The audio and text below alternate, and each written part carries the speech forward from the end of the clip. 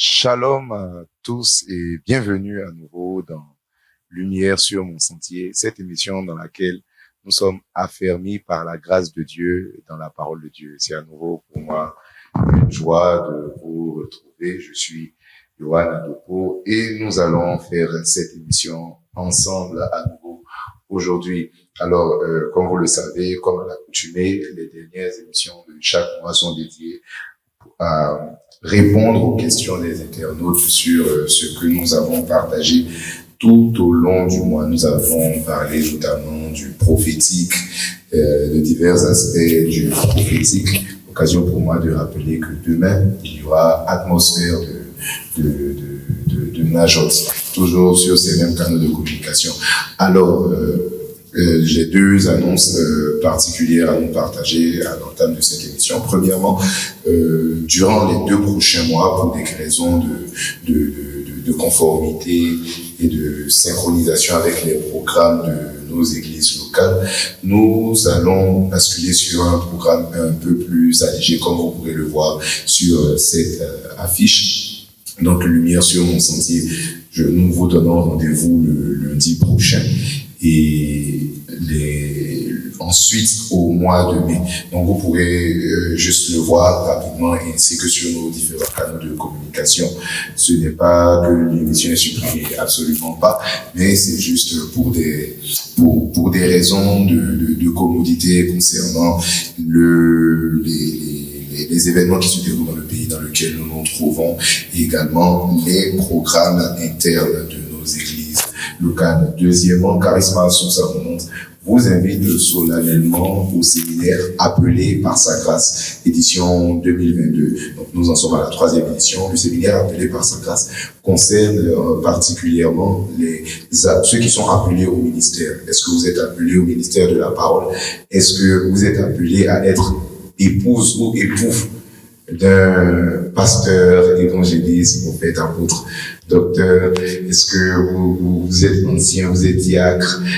Si votre ministère dans l'Église est vraiment très lié à la charge pastorale, vous êtes concerné par ce séminaire. Et même si vous êtes sur une religion, je crois que vous pouvez y participer, vous serez abondamment bénis. Donc ce seront le samedi 9 et le dimanche 10 avril, ici à l'Assemblée chrétienne de Rabat, et vous serez abondamment bénis. Alors, nous allons poursuivre donc avec l'objet de notre émission de ce jour, et à nouveau, nous sommes avec le pasteur Philippe Andichego. Bonjour, pasteur. Bonjour, frère Yohan. Pasteur, comment vous allez? Ça va, le Seigneur me soutient. Amen. Alors, pasteur, juste avant de répondre aux questions des internautes, comment vous avez trouvé la session de la dernière fois? C'est vrai que, différemment des autres fois, on a eu un temps de prière, on a prié pour que les gens soient baptisés dans le Saint-Esprit, pour qu'ils parlent en langue. Comment vous avez trouvé, comment ça s'est passé pour vous? J'ai beaucoup apprécié et j'ai réalisé encore que nous devons dépendre du Saint-Esprit. Amen. Nous avons dit lumière sur mon sentier. Et le Saint-Esprit apporte la lumière. Jésus-Christ dit, je suis la lumière du monde.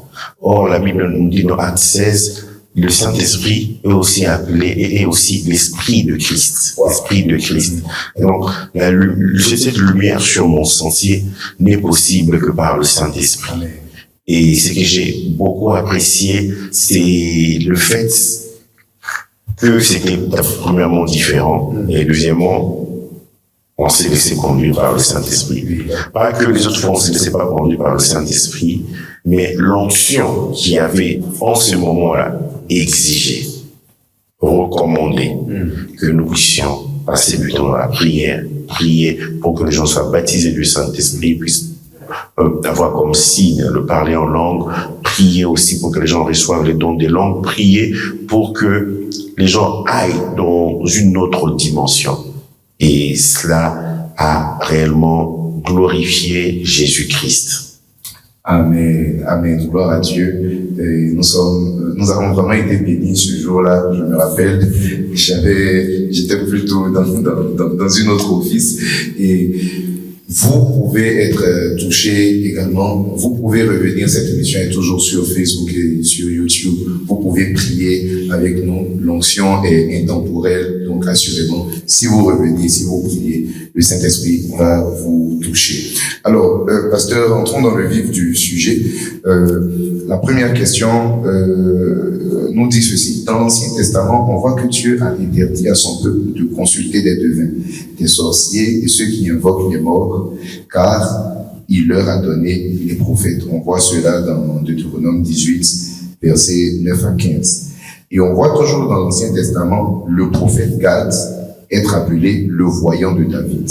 Donc 2 Samuel 24, verset 11. Alors, première question, est-ce qu'un chrétien de nos jours peut lui aussi avoir un prophète à qui il a recours afin de consulter Dieu comme David, sachant que David lui-même était un prophète et avait une relation intime avec Dieu, et que de nos jours, nous avons la possibilité d'être en relation avec Dieu à cause du Christ. C'est-à-dire, David, lui, il était prophète, il avait une relation avec Dieu, mais il avait encore quelqu'un qu'on appelait le voyant de David, le prophète de David. Est-ce qu'aujourd'hui, un chrétien peut avoir aussi un prophète personnel par qui il consulte Dieu? Je dirais que dans la nouvelle alliance, le chrétien doit d'abord reconnaître qu'il est membre du corps de Christ. Okay. Et en tant que membre du corps de Christ, il jouit, il bénéficie des dons spirituels qui servent le corps. Il bénéficie aussi de dons des 5 qu'on appelle communément 5 ministères, donc le don de l'édification de l'Église, apôtre, prophète, ainsi de suite.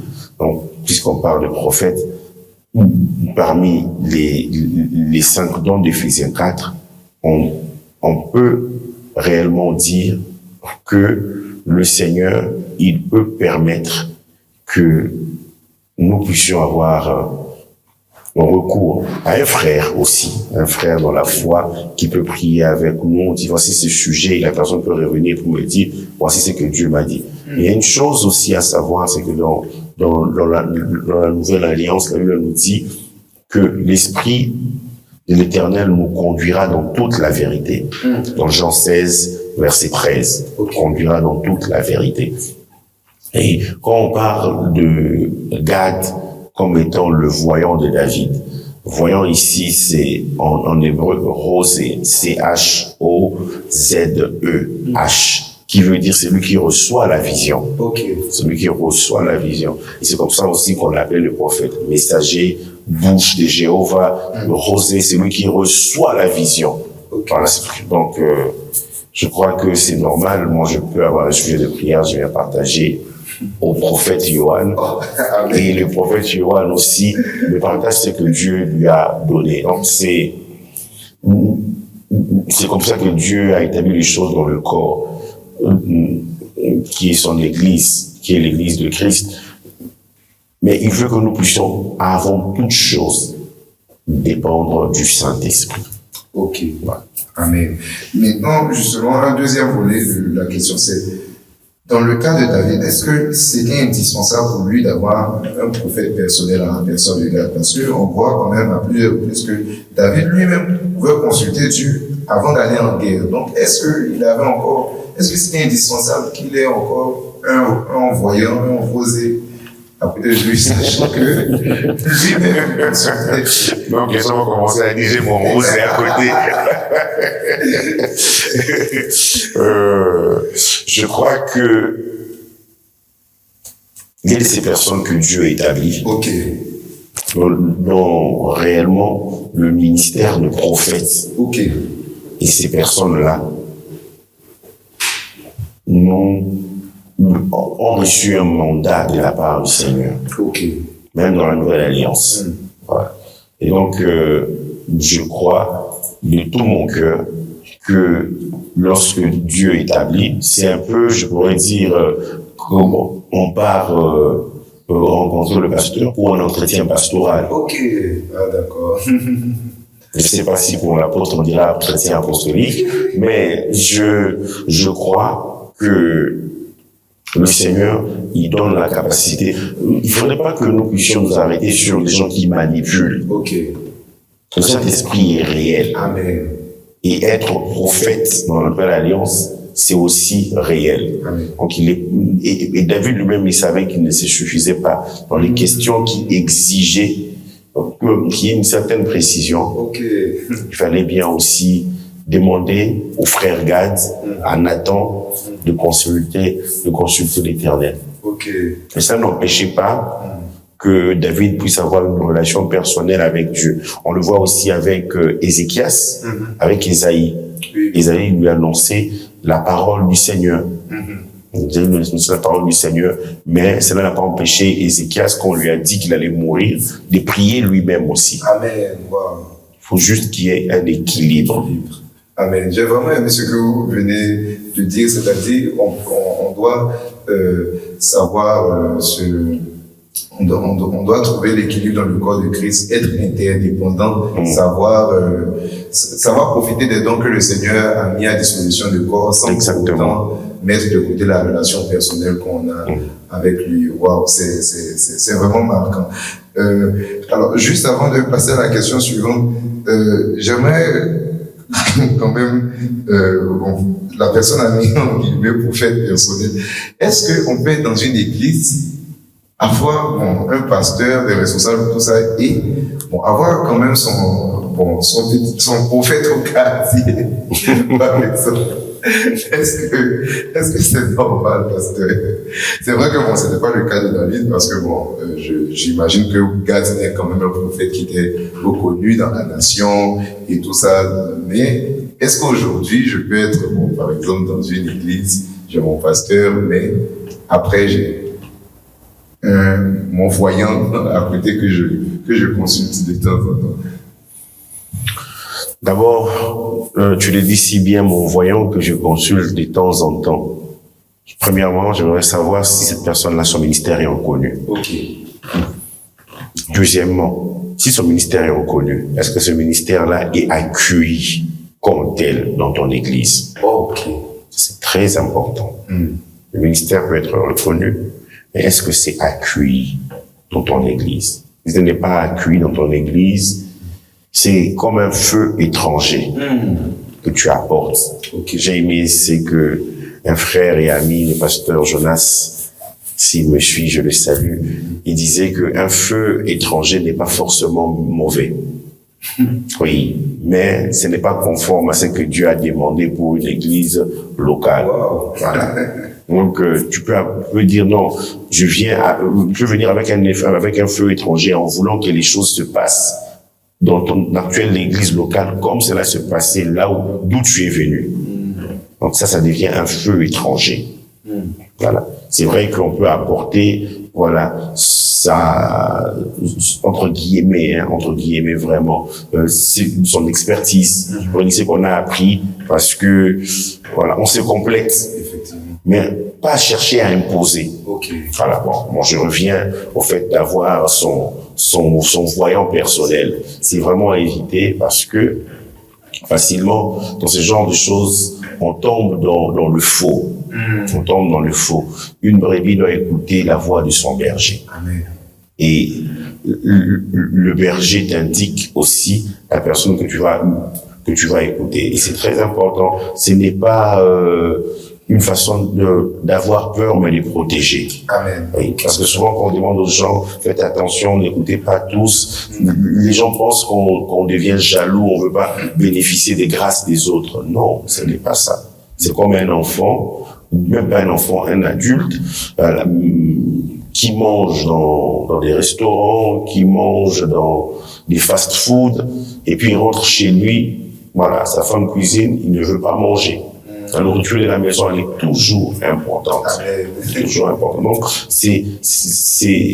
il faut réaliser que le Seigneur voulait a établi des personnes dans son église, comme le Christ, dans l'église locale aussi, afin que ces personnes-là puissent être, afin que ces personnes-là puissent faire bénéficier à toute l'église locale les dons que Dieu a accordés. Quand ces choses arrivent, on doit se remettre en question. Il est important que, dans une église locale, que nous puissions reconnaître les ministères que Dieu a donnés à l'église. Quand nous reconnaissons cela, ça nous évite, franchement, que nous puissions avoir notre voyant personnel. Voilà. Il ne suffit pas de vouloir reconnaître pour reconnaître, mais je crois que les ressources dont nous avons besoin, Dieu les place dans une église locale. Amen, amen, amen. Et je me permets de rappeler rapidement que la deuxième émission que nous avons eue dans le cadre de l'Union sur mon sentier parlait notamment de l'église dans sa dimension universelle et locale, et donc vous pouvez toujours la retrouver pour aller un peu plus en détail sur l'importance de l'église. Pasteur, la question suivante, quel est le rôle d'un prophète aujourd'hui? Le rôle d'un prophète aujourd'hui, c'est la révélation de la parole de Dieu, le dévoilement de la parole de Dieu. Ça n'a pas changé. Le prophète, il vient présenter la parole de Dieu et il sait lire les événements qui se passent et il explique cela. Il nous l'explique. Et le prophète est là aussi pour nous révéler le mystère caché de tout temps, savoir Christ. Et nous voyons cela dans Éphésiens chapitre 3. Éphésiens chapitre 3, 3 à 5. Là, je vais chercher Éphésiens chapitre 3, 3 à 5. La parole de Dieu déclare ceci: c'est par révélation que j'ai eu connaissance du mystère sur lequel je viens d'écrire en peu de mots. En les lisant, vous pouvez vous représenter l'intelligence que j'ai du mystère de Christ. Il n'a pas été manifesté aux fils des hommes dans les autres générations, comme il a été révélé, c'est-à-dire dévoilé maintenant par l'Esprit aux saints apôtres et prophètes de Christ. J'aime ça. Aux saints apôtres et prophètes de Christ. S'il avait juste dit aux prophètes, on aurait dit, bon, les prophètes se sont arrêtés dans l'Ancien Testament. Aux prophètes de Christ. Amen. Comme pour dire, dans le Nouveau Testament, dans la Nouvelle Alliance, il y a encore des prophètes. Wow, amen. Des prophètes de Christ. Donc, dans la Bible, nous voyons que dans le Nouveau Testament, il est là pour prêcher la parole de Dieu, enseigner, nous faire comprendre dans quel temps nous sommes. Et je crois que l'apôtre Paul, il avait aussi cette dimension-là. Je veux dire, les jours sont mauvais. Faites très attention, nous sommes dans un temps particulier. Il y a la révélation de la parole de Dieu, qui est carrément le dévoilement, mais il y a aussi la dimension de la prédiction, prédire l'avenir. Et dans le Nouveau Testament, on voit un homme comme Agabus. Dans Actes chapitre 11, l'apôtre Paul, même s'il lui est arrivé de prophétiser, il a œuvré avec Agabus, avec Jude, avec Silas.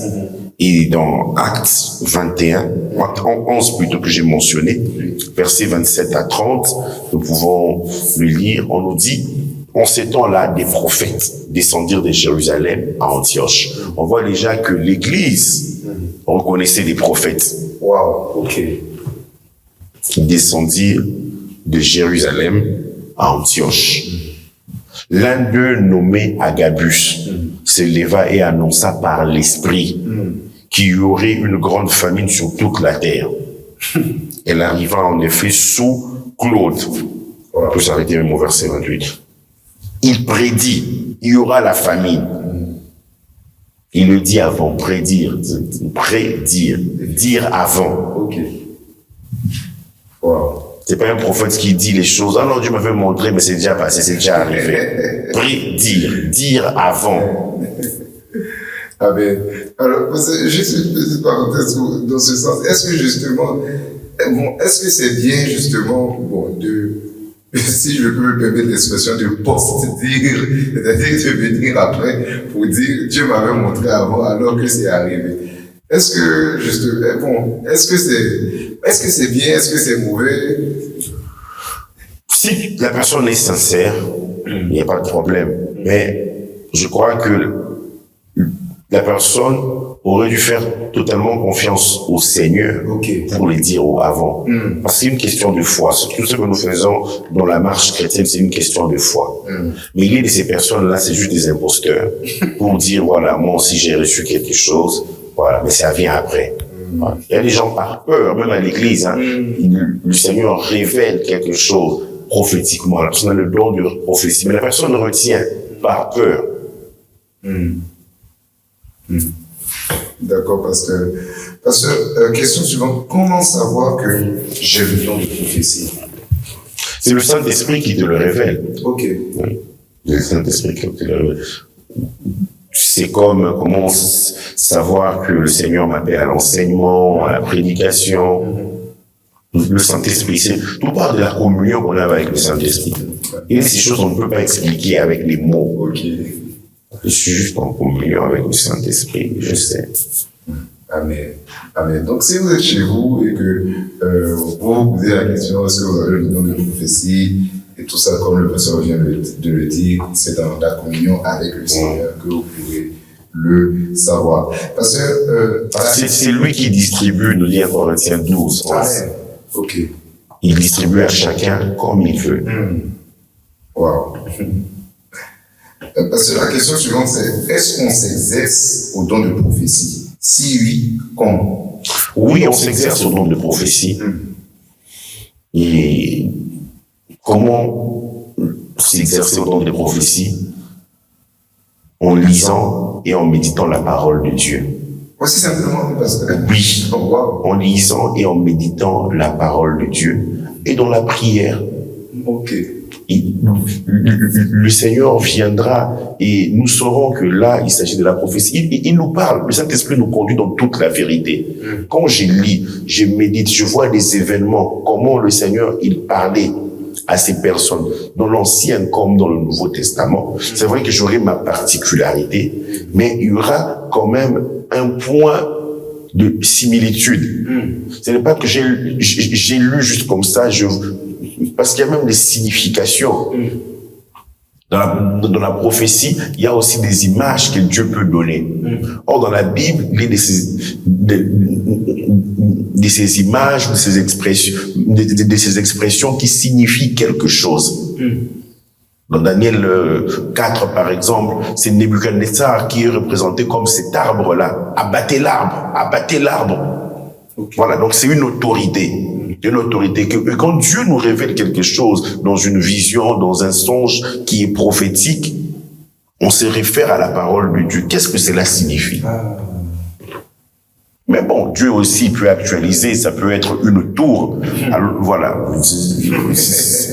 des 150 étages qui n'existaient pas à l'époque, mais dans la communion avec le Saint-Esprit, on sait, voilà, il y a quelque chose qui arrive, c'est que le Seigneur est en train de me révéler. Voilà pourquoi il faut s'attarder. Tu as un don de prophétie. Tu as appelé à être prophète. Lis la parole de Dieu. Médite-la. Médite-la et le Seigneur t'ouvrira les yeux. Cet homme a dit, Balaam même, il a dit, lorsqu'il se prosternait, ses yeux s'ouvraient. Il dit, parole d'un homme qui entend les paroles du Tout-Puissant. Bon, on ne parlera pas de lui, mais il est en train de nous montrer, de lui, on peut retirer des choses dont on a besoin en tant qu'enfant de Dieu, ou bien même quand on a un ministère ou un don de prophétie. Donc, il dit, quand il se prosterne, ses yeux s'ouvrent. Il entend les paroles du Tout-Puissant. Jésus-Christ a dit, mais mes brebis entendent ma voix et me suivent. Méditation de la parole de Dieu, la lecture de la parole de Dieu, la prière, et en se soumettant et en obéissant au Saint-Esprit, on s'exerce. J'ai eu un poste prophétie, ou une post-prophétie, comme tu as dit, post-prophétisé, mais quand je réalise que Dieu m'avait réellement montré, je gagne en assurance, je commence à déclarer. Même de Samuel, il est dit, il ne connaissait pas encore l'Éternel. Wow, amen. On s'exerce au don de prophétie dans la parole de Dieu. C'est vraiment merveilleux de constater que donc, en fait, la parole de Dieu, elle sert donc à tout dans la vie. La parole de Dieu sert à tout. La Bible, c'est le livre prophétique. Wow. On l'avait dit ici, je pense que Dieu, c'est le premier, c'est le prophète. Amen. Ouais, c'est le prophète. Et même quand vous suivez l'atmosphère de Najot, le prophète Anthony nous parlait de la parole prophétique. La parole prophétique. C'est la parole de Dieu, elle est déjà prophétique. Yes. Amen. Amen. Parce que la question suivante, la Bible dit que Dieu a établi dans l'Église premièrement les apôtres et ensuite les prophètes. Une Église qui n'a ni apôtre ni prophète est-elle en danger? Non. Non, pas du tout.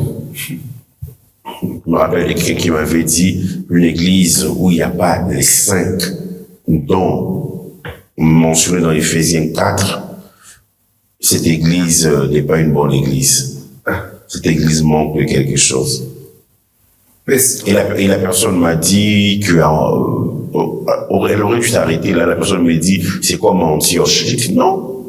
Dans Actes 13, 1 à 2, on nous dit à Antioche, il y avait des docteurs et des prophètes. Il y avait les deux. Il y avait les docteurs et les prophètes. On ne mentionne pas les évangélistes et les autres. Docteurs et prophètes. Mais dans la suite, le Saint-Esprit va dire, mettez-moi à part Barnabas et Saul pour l'œuvre à laquelle je les ai appelés. Eux, parmi les 5 qui étaient docteurs et prophètes, vont se distinguer en tant qu'apôtres. Se distinguer en tant qu'apôtres. Nous devons savoir que les dons pour le perfectionnement concernent l'Église corps de Christ. Concernent l'Église corps de Christ. Voilà. Donc, le Seigneur voit une seule Église. C'est nous, voilà, on se divise, mais lui, il voit une seule Église. Christ viendra chercher une épouse, pas 1000 épouses. Tu as 1000 églises, Christ viendra chercher 1000 églises. Une Église glorieuse, sainte, ni ride, ni rien de semblable, irrépréhensible, sans tache. Et dans cette Église qui est unie, le Seigneur permet que il y ait des particularités aussi dans les églises locales. Mais si nous savons que nous n'avons pas les 5 ministères, on doit accueillir ce ministère que nous n'avons pas. Que nous n'avons pas. Nous n'avons pas. Donc, on doit accueillir, on doit accepter cela. Tout comme aussi, on doit se poser la question, comment reconnaître probablement la ressource est là. Tout à l'heure, je disais que les ressources dont nous avons besoin se trouvent dans l'église locale. C'est clair. Mais c'est pas forcément, ça ne concerne pas forcément les 5 dons que nous trouvons dans Éphésiens 4. Dans Éphésiens 4. Donc, qu'est-ce qu'il faut faire? Nous devons accueillir les évangélistes. Nous devons accueillir les prophètes, parce qu'ils servent tout le corps. C'est pour le bénéfice de tout le corps. Là, on nous dit pour le perfectionnement des saints en vue de l'œuvre du ministère et l'édification de l'Église. L'Église, je pourrais dire grand E, grand E, comme Église universelle. C'est moi. Église avec E minuscule, c'est l'Église locale. Là, c'est moi. Amen. Alors, pasteur, la dernière question qui nous est donc parvenue. Est-ce que je peux prophétiser sur moi-même, sachant que le don est censé édifier les autres? Oui, là, il dit quoi? Celui qui parle en langue s'édifie lui-même. Dans Corinthiens 14, 3, je pense. Et celui qui prophétise édifie l'Église. Or, je suis aussi membre de l'Église. Ah, N'est-ce pas? en effet. Je suis membre de l'Église. C'est vrai. Et donc, même lorsque je donne une prophétie qui édifie l'Église, je m'édifie aussi moi-même. Ça m'édifie. Ok. Parce que je fais partie de l'Église. Je suis membre du corps de Christ. Je donne la prophétie. Mais ce n'est pas pour les autres seulement. L'Église, c'est comme si je me mettais à l'écart. Non, ça édifie l'Église.